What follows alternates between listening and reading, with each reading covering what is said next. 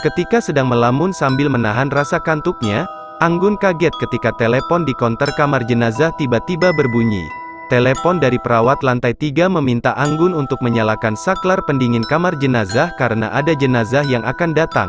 Sambil melihat ke arah jam yang menunjukkan pukul 1 pagi, Anggun bertanya tentang jenazah supaya dia bisa mempersiapkan barang-barang yang diperlukan. Sementara menunggu mayat turun, Anggun memutuskan untuk masuk kamar jenazah. Dia memeriksa dokumen dengan membolak-balik lembaran kertas di atas meja. Sesekali saya menjeling ke arah pendingin kamar jenazah untuk melihat apakah suhunya sudah sesuai dengan kadar diperlukan atau belum, katanya.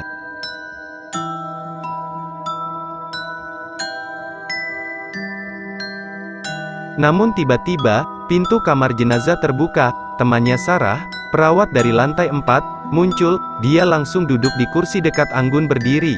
Sarah nampak kelelahan tetapi Anggun tidak mau bertanya banyak kepada temannya itu karena sedang sibuk menyusun dokumen di atas meja.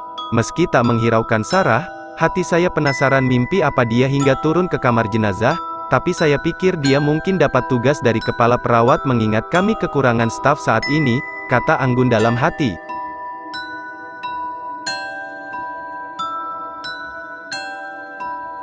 Jam hampir menunjukkan pukul 2 pagi. Tetapi jenazah yang ditunggu masih belum tiba. Sarah juga sudah terlelap sambil menyandarkan kepalanya di atas meja kamar jenazah. Pada awalnya, Anggun ingin membangunkan Sarah tetapi tak sampai hati karena melihat temannya itu seperti benar-benar keletihan. Pikirnya, biarlah Sarah tidur hingga jenazah datang. Namun ada satu kejadian yang membuat Anggun langsung merinding dan setengah ketakutan ketika sehelai kertas di atas meja jatuh ke lantai kamar jenazah yang dingin itu.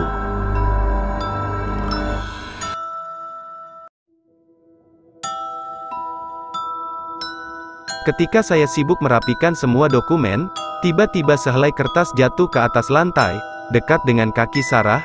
Waktu saya menunduk untuk mengambil kertas itu, saya terkejut melihat kaki Sarah yang kelihatan pucat dan kebiru-biruan.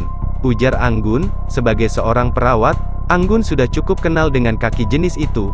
Perasaan seram langsung menyergap dirinya. Rasa seram langsung menyeruak karena saya baru sadar bahwa yang di depan saya itu bukan teman saya Sarah, tetapi makhluk yang menyerupainya, katanya.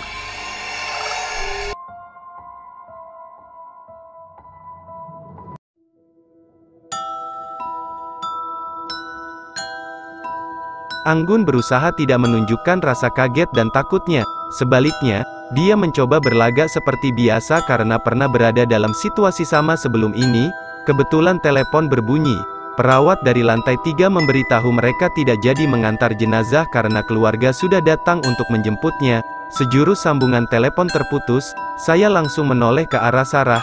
Dia sudah tiada dan seperti diduga ia makhluk yang coba menakut-nakuti saya, ujarnya.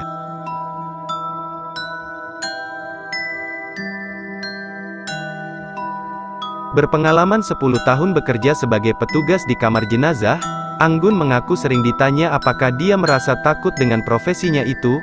Mula-mula awalnya saya memang rasa takut dan gemetar setiap kali ada mayat baru yang tidak dijemput keluarga dan perlu disimpan di dalam kamar jenazah. Mendengar cerita rekan-rekan yang lebih lama bekerja di sana tentang pengalaman mereka memang menyeramkan. Tetapi itu saya anggap bagian dari tugas di kamar jenazah, pungkasnya.